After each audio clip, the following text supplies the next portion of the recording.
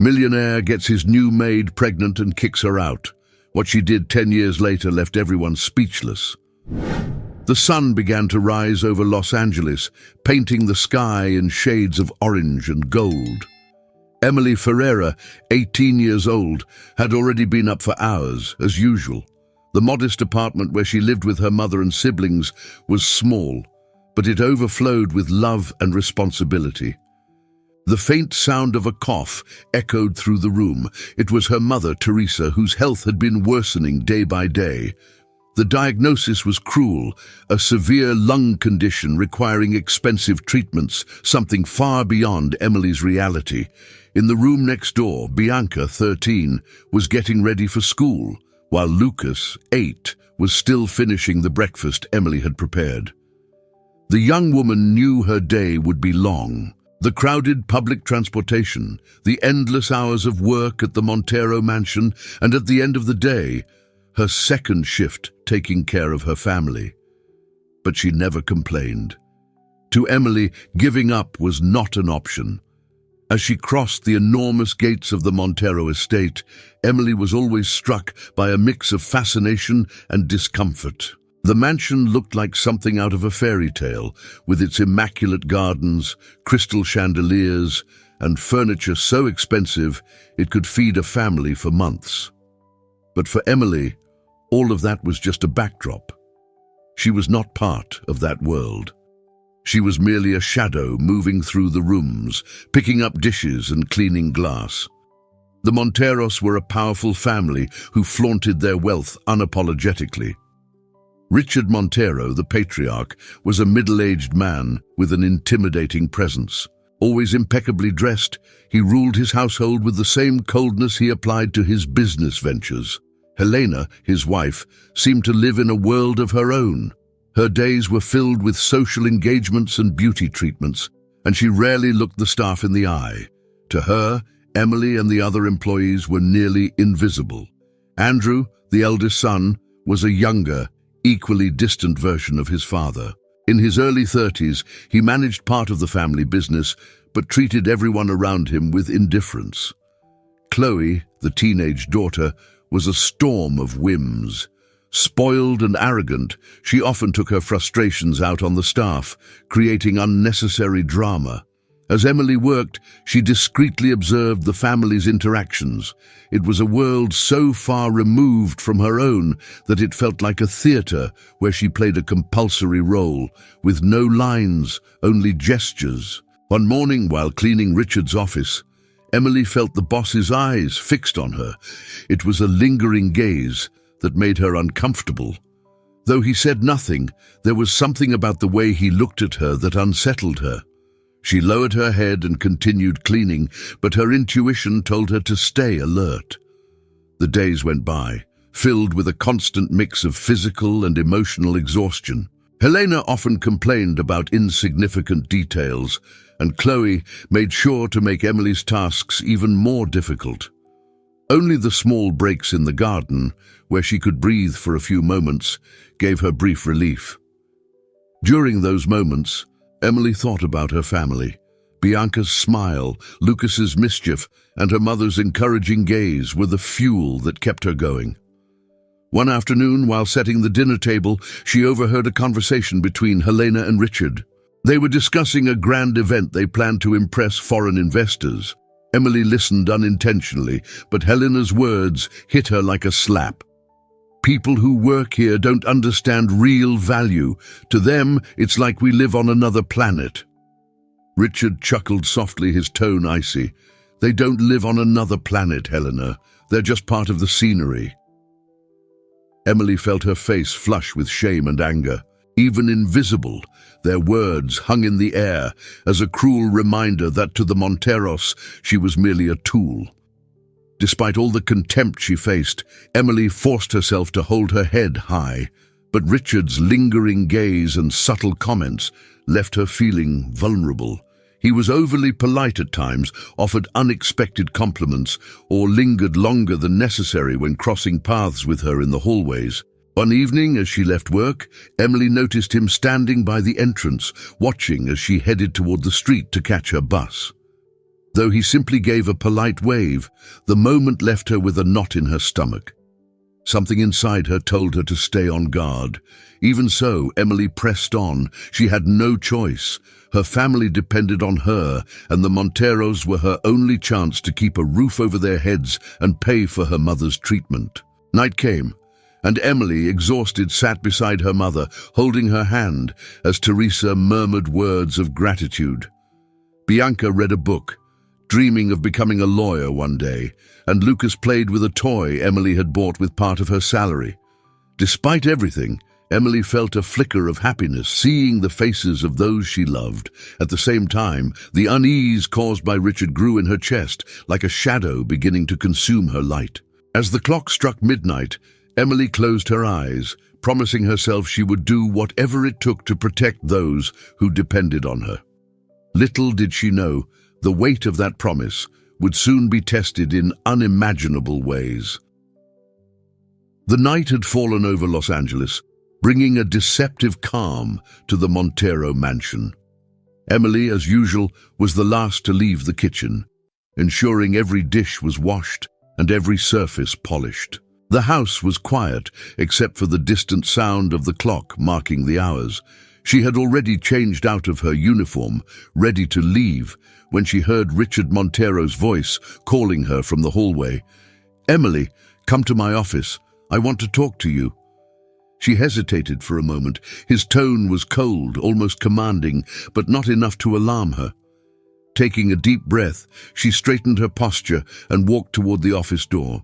Richard was seated in his large leather chair, the room's lighting casting shadows that made his expression even harder to read. "Please, sit down," he said, motioning to a nearby chair. Emily complied, sitting on the edge of the chair, uncomfortable with the informality of the situation.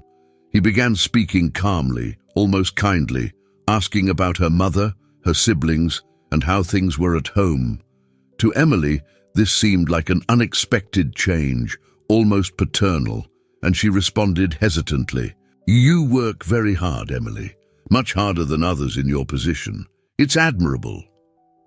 Despite his flattering words, something in Richard's gaze set off alarms in Emily's mind. He was known to be calculating, and his kindness felt unnatural. Before she could react, Richard moved closer. His voice became softer, almost a whisper, but it carried a weight that left her paralyzed. "You know people like me have the power to change lives, don't you?" Time seemed to slow as he used sweet, manipulative words to justify invading her personal space. Emily tried to step back, but she was trapped. Her body froze as her mind struggled to process what was happening. The situation escalated quickly, turning that luxurious room into a suffocating prison. She left the office minutes later, her steps unsteady and her hands trembling. The hallway felt like an endless tunnel, and the silence of the house now echoed cruelly. She locked herself in the bathroom to regain control of her breathing, but the tears came unbidden. Emily knew something irrevocable had happened. On the crowded bus ride home, Emily tried to organize her thoughts. Every scene from that horrible moment replayed in her mind like a looping film. The sense of helplessness was crushing. She wanted to scream, to run, to never return to that house. But reality was cruel. Her mother depended on her siblings too. Without that job, how would she pay the rent? How would she afford her mother's treatment? When she got home, Emily did her best to hide the storm raging inside her. She hugged Teresa, smiled at Bianca, and helped Lucas finish his homework. Her family needed normalcy, and she was determined to maintain it, even if it meant carrying the weight of her trauma alone. But at night, alone in the small room she shared with Bianca, she let the tears flow. It was a silent cry, a release of fear, anger, and sadness. Emily didn't know how to move forward, but she knew she had to. The next day, as she walked toward the Montero mansion, Emily felt her heart grow heavy. Passing through those gates again felt like a sentence. The walls of the house, once just a reminder of her social position, now felt oppressive, laden with memories she wanted to forget. At work, she avoided meeting Richard's gaze, but it wasn't easy. He acted as if nothing had happened, which made it all the more unbearable. Every casual gesture he made felt like a reminder that he was in control. Emily struggled to maintain her composure, but the lump in her throat threatened to break free at any moment. Helena, as usual, made demands, completely oblivious to what was happening. To her, Emily was just another unimportant employee. Chloe, the teenage daughter, threw a tantrum over a poorly ironed dress, hurling insults at Emily, who seemed unable to react in that moment. She endured it all, but her mind was elsewhere, wrestling with the echoes of what had occurred. At the end of her shift, Emily hesitated in the kitchen doorway. She almost handed in her ID badge, ready to walk away and never return. But the images of her bedridden mother and her siblings' smiles, made possible by her small victories, stopped her. Giving up would mean abandoning everything she had fought to maintain. She couldn't afford that luxury. That night, Emily stared at herself in the small bathroom mirror and forced herself to say out loud, "I will endure this. I have to." It was a painful but necessary promise. She knew she needed a plan. She couldn't stay there forever, but she also couldn't risk her family's well-being. For now, Emily decided to carry on, swallowing her tears and pain to face one day at a time. What she didn't know was that this moment of apparent stability would be brief. The consequences of that abuse were just beginning, and Richard Montero's shadow would continue to grow, threatening everything she was trying to protect. The days at the Montero mansion passed slowly, each minute laden with tension for Emily. She continued to fulfill her duties, but her body was worn out by more than just the exhausting labor. Something inside her felt different, a subtle but persistent discomfort that grew into suspicion when she began noticing the signs: morning sickness, dizziness, and constant weakness. At first, she attributed it all to stress, but as the weeks went on, it became impossible to ignore. Emily was at home when she finally mustered the courage to face the possibility. She secretly bought a pharmacy test without telling her mother or siblings. Her heart raced as she held the small device, waiting for the result. When 2 lines appeared confirming a pregnancy, the world seemed to spin around her. She sank to the bathroom floor, her hands trembling as silent tears streamed down her face. Emily didn't know what to feel. Fear, anger, and a deep sense of helplessness overwhelmed her. It wasn't just her life at stake anymore. How could she raise a child in this situation? How could she explain this to her already fragile mother? Above all, one question echoed in her mind. What about Richard? The next day, Emily went to work determined to confront Richard. She didn't know exactly what she hoped to achieve, but she felt he needed to know. During lunch, while Helena and Chloe were out at a social event, Emily walked into his office. Richard looked up from his papers, initially surprised but quickly resumed his usual cold demeanor. "What do you want?" he asked, his tone impatient. Clutching the edge of the chair to steady her trembling hands, Emily responded, her voice weak but resolute. "I'm pregnant." Richard's expression remained neutral for a moment, but then his eyes narrowed. He stood from his chair, walking slowly toward her, each step thickening the tension in the air. "That's not my problem," he said curtly. "I won't let you use this situation to extort anything from me." Emily swallowed hard, her face burning with rage and humiliation. She stood, trying to summon the strength to argue. "I don't want anything from you, but you need to take responsibility for what you've done." Richard laughed, a cold sound that cut like a blade. "Listen carefully, Emily. I'm a powerful man. I can destroy you with the snap of my fingers. If you dare spread any lies about me, I'll make sure you never find work anywhere again. And more than that, I can make your life and your family's life hell." Emily was paralyzed. He was cruel and threatening, and everything he said felt frighteningly plausible.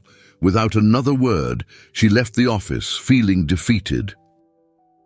As she walked through the mansion's halls, a mix of fear and indignation consumed her. She needed to protect her family, but at what cost? That same week, Richard made the decision to fire Emily. Officially, he claimed she was careless and dishonest, spreading rumors among the staff. When Emily tried to argue, he silenced her with a threatening glare. "You had your chance to leave quietly. Now you'll deal with the consequences." He followed through on his threat.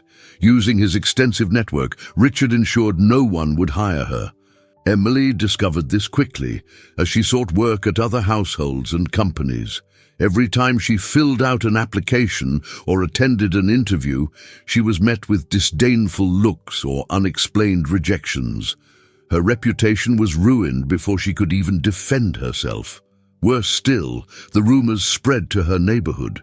The gossip that she had been involved with Richard and was exposed reached her neighbors swiftly.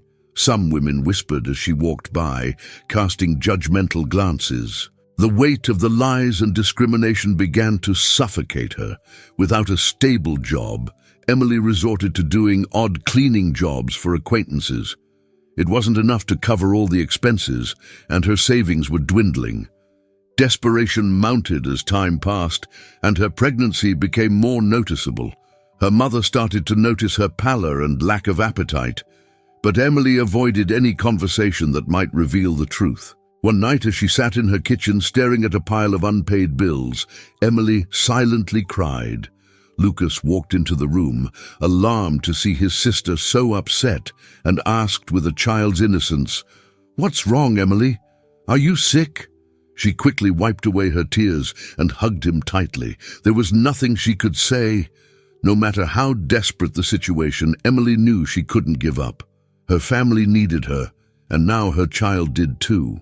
Despite all the hardships, a flicker of determination began to grow within her. Emily didn't know how, but she promised herself she would find a way to survive and protect everyone she loved. She would not let Richard Montero destroy her life. 10 years had passed since Emily Ferreira had left the Montero mansion. 10 years carrying a burden she could never fully share. In that time, her life had been marked by silent battles, raising her daughter, Valentina, alone while struggling to survive amid judgmental stares and closed doors. Yet, despite everything, Emily refused to let Richard Montero's shadow completely consume her. As each year went by, the pain seemed to gain new layers. The nightmares were recurring, and the fear of Richard, though distant, was a constant presence. Emily had built a stable routine for her family, but the trauma lingered like an open wound that refused to heal. When Valentina, now 9 years old, began asking questions about the absence of a father, Emily realized something had to change. Her daughter was curious, sharp, and starting to notice the gaps in the stories Emily told. One night, as she tucked Valentina into bed, the girl asked, "Mom, why do you always look so sad when you talk about your old job?" The question, asked with innocence, pierced Emily's emotional barrier. She knew she couldn't keep living in silence. It was time to seek justice, not just for herself, but for Valentina, so her daughter could grow up knowing her mother was more than a victim, that she was strong. Later that week, Emily shared her decision with her mother, Teresa. Despite the years that had passed, Teresa remained steadfast, now fully recovered from her illness. She listened to Emily in silence and held her hand tightly. "It's been too long, my dear, but it's never too late to fight. You have my support, always." With those words, Emily began to chart a new path. It wouldn't be easy. She knew that. Richard Montero was still a powerful figure in Los Angeles, but Emily was determined. The first step was reaching out to her old friend Grace, someone she had lost touch with over the years, but who had always been a trusted confidant. When Grace reconnected with Emily, her enthusiasm and determination were as strong as ever. "I knew you'd do this one day, Laurie. I'm with you. We'll face that monster together. Grace suggested they contact a law firm specializing in gender violence. After some research, they found Carolina Suarez, an attorney known for her courage in tackling difficult cases, even against powerful men. Carolina listened to Emily's story attentively, taking detailed notes, while her eyes reflected both empathy and determination. Emily, I know these 10 years haven't been easy, but time doesn't erase what happened. We'll fight for you. It was in Carolina's office that Emily met Christopher, a volunteer lawyer who assisted with sensitive cases like hers. Christopher, a few years younger than Emily, was serious and compassionate, making him easy to trust. He was deeply impressed by Emily's resilience, despite all she had endured. "Don't worry about how much time has passed," Christopher said during one of their first meetings. "What matters is that you're here now, and we'll make sure your voice is heard." Christopher quickly became involved not just in the case but in Emily's life and her family's. He offered practical help, such as taking Valentina to school on hearing days or assisting Emily with small tasks so she could focus on the fight ahead. Despite the time that had passed, the pain was still fresh for Emily. But now, with the support of Carolina, Christopher and Grace, she felt she finally had a real chance to confront Richard Montero. The road ahead would be long, but Emily was no longer alone. For the first time in a decade, she felt something close to hope. And for the first time, she felt she was about to turn her pain into strength. The courtroom was packed. Journalists crowded the entrance, their cameras and microphones aimed at any movement. Emily's case against Richard Montero had captured national media attention. It wasn't every day someone challenged one of Los Angeles's most powerful men. To many, Emily was a heroine. To others, an opportunist trying to bring down an empire. But for her, it was simply a quest for justice, a fight for herself and for all those who never had the chance to speak out. The trial began with Richard Montero maintaining his arrogant demeanor. Dressed impeccably in a tailored suit, he presented himself as the victim. His lawyers, some of the best in the country, claimed Emily had fabricated the entire story to gain money and attention. Carolina Suarez, representing Emily, opened with a powerful statement, highlighting how cases like this rarely made it to court due to the imbalance of power between victim and perpetrator. "This case is not just about Emily Ferreira and Richard Montero," Carolina declared.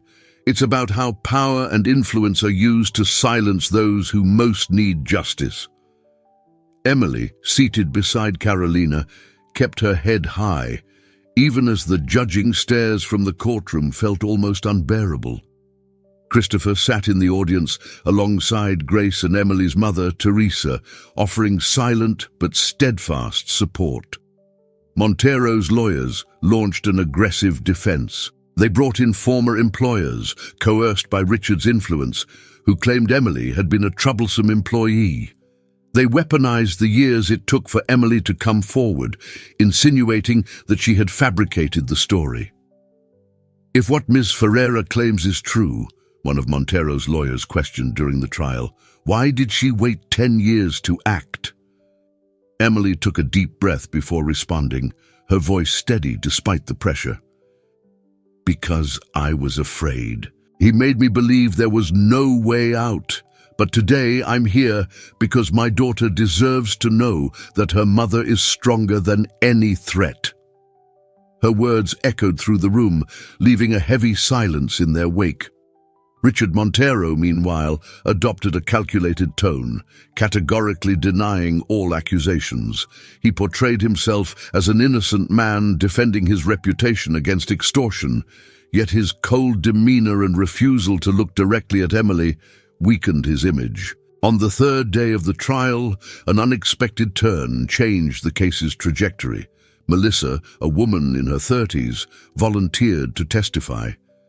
Carolina had reached out to several women with similar experiences, but until then, none had agreed to come forward.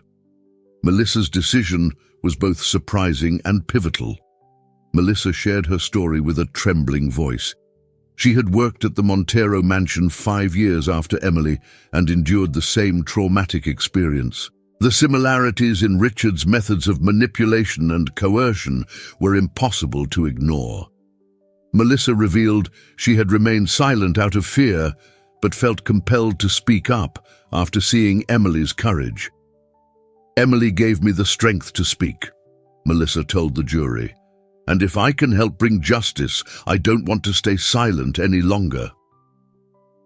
Melissa's testimony was a devastating blow to Montero's defense.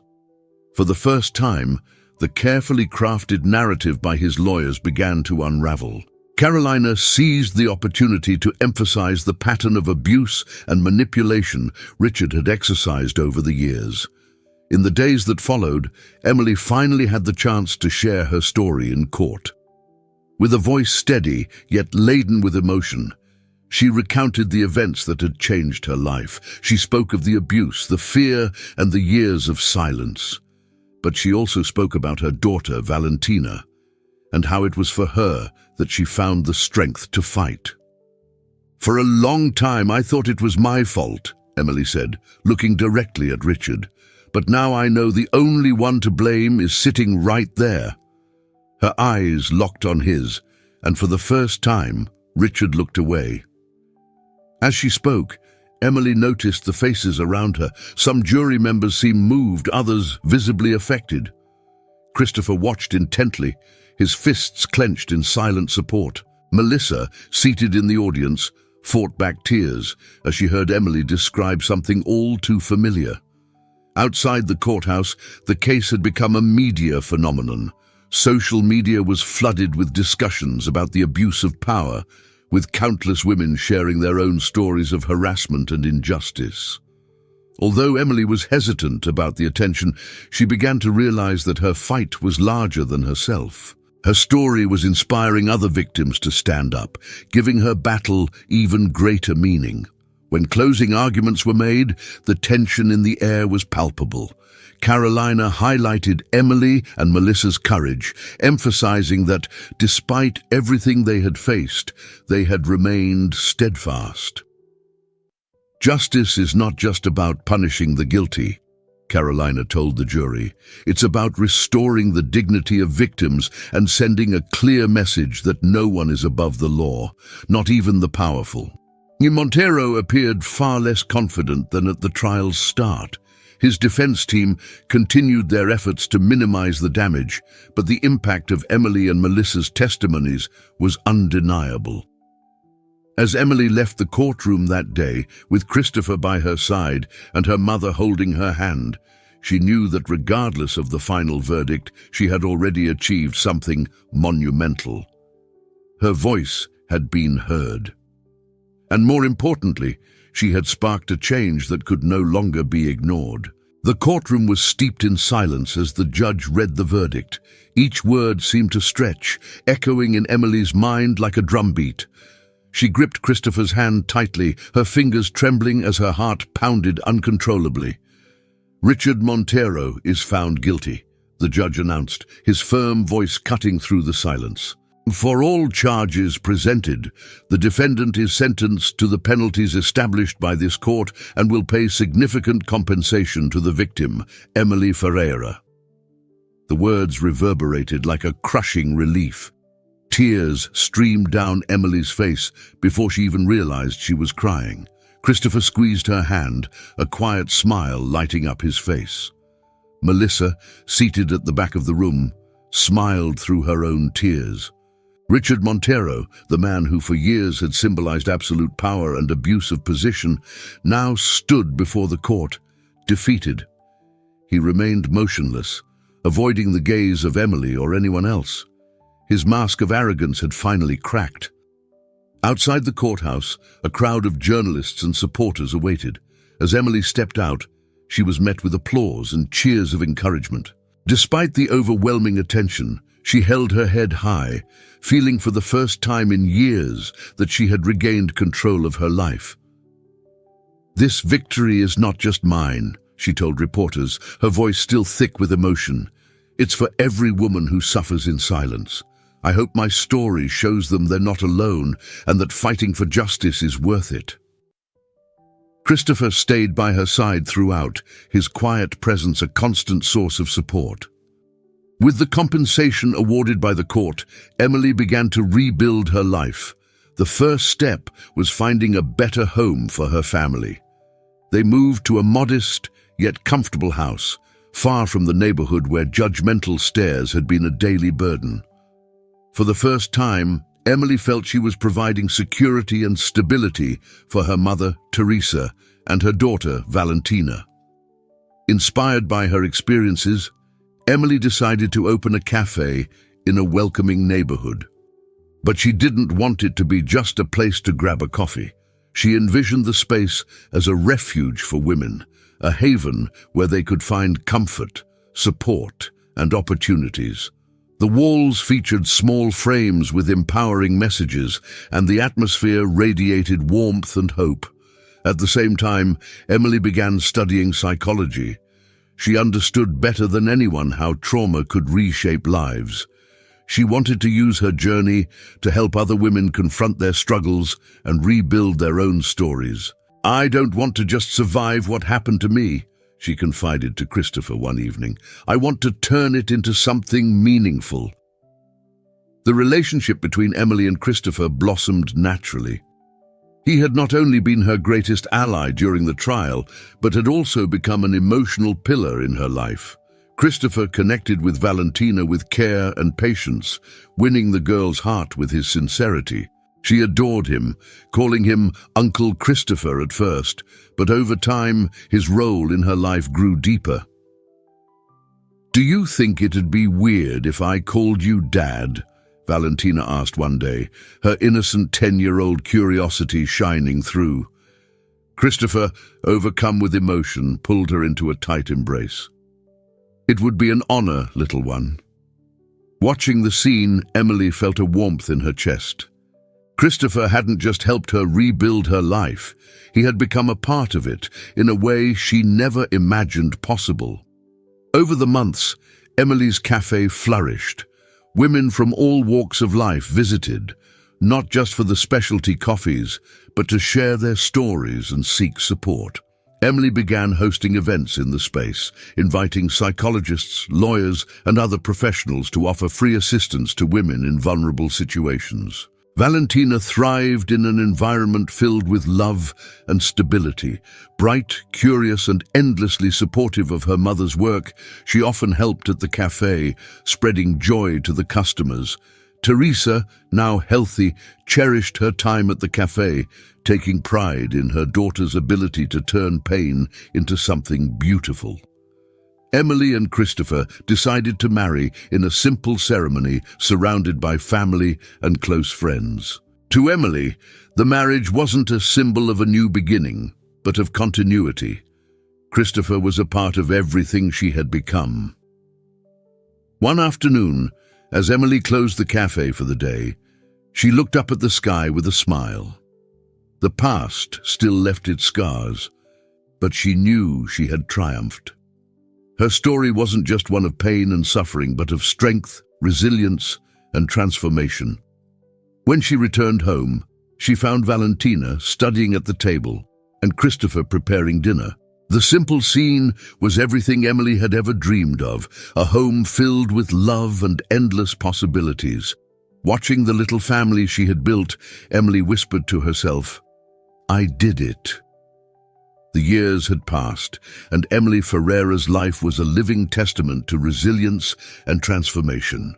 The cafe that had once begun as a small community space had grown into a true support center for women. Beyond serving coffee and welcoming stories, it now offered lectures, support groups, and free workshops, helping women rebuild their lives after difficult experiences. Emily had achieved a balance that once seemed impossible. Christopher, now her husband, was not only her partner but her best friend. Valentina, now 15, grew up strong and confident, inspired by her mother's strength. Lucas and Bianca had also followed their own paths, each deeply influenced by Emily's determination and perseverance. Bianca had graduated from law school and specialized in defending victims of domestic violence. She worked in partnership with Emily's support center, offering free legal aid to those in need. A younger version of her sister in many ways, Bianca was driven to change the world, one woman at a time. Lucas, in his final year of medical school, was inspired by his mother's past illness and a desire to care for others. He dreamed of becoming a pediatrician.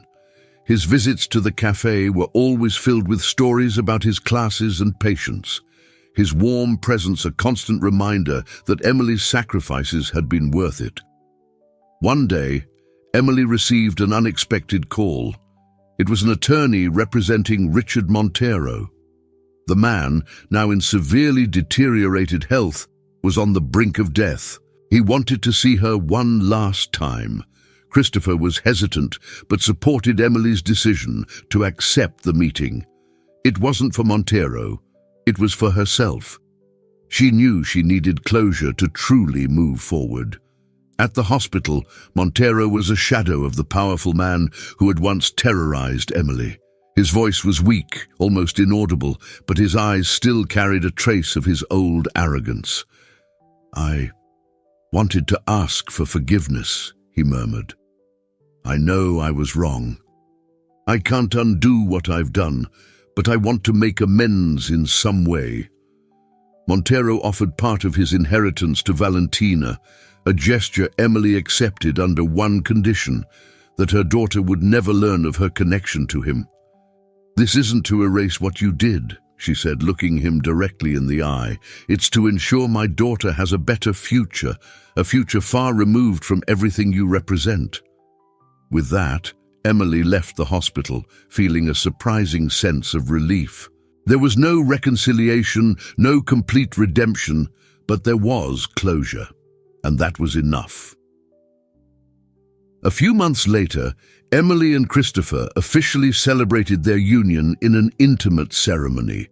Surrounded by friends, family, and the women Emily had helped over the years, they exchanged simple yet deeply meaningful vows.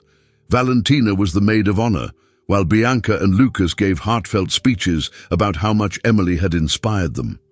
"You're the reason we never gave up, Laurie," Bianca said, tears in her eyes. "And now we can chase our dreams because you showed us how." As Christopher placed the ring on Emily's finger, he smiled warmly. "I promise to stand by your side in every battle and every victory, always." The ceremony reflected everything Emily had built: love, resilience, and a strong community. With the resources from Montero's inheritance and the cafe's growing success, Emily expanded her work even further. The space evolved into a fully equipped support center for women, offering not only a safe haven, but also professional training, therapy, and legal guidance. Women from all over the city came seeking help, finding inspiration in Emily's story. Emily also decided to write a book about her journey. Titled Beyond Pain, My Fight for Justice and Hope, it became an instant success, celebrated as a symbol of strength and perseverance. At speaking events and workshops, Emily shared her story, encouraging other women to find their own voices. One sunny afternoon at the cafe, Emily found a moment of calm. She watched Valentina assisting customers with her usual radiant smile. Christopher sat in a corner, engrossed in a book, while Teresa, now healthy and full of energy, arranged small floral decorations for the tables. Bianca arrived with her attorney's briefcase in hand, and Lucas, wearing his white coat, came straight from a shift. The room was filled with laughter and conversation, a simple scene that carried profound meaning for Emily. Looking at her family, Emily felt a deep sense of fulfillment. Everything she had endured, all the battles and hardships, had led to this moment. She had turned her pain into strength and her struggle into a legacy. And so, surrounded by those she loved, Emily realized she hadn't just survived, she had been reborn. I hope you enjoyed today's story. If you did, subscribe to the channel so you don't miss more stories like this. Leave a like and comment below what you thought about the story. See you in the next video.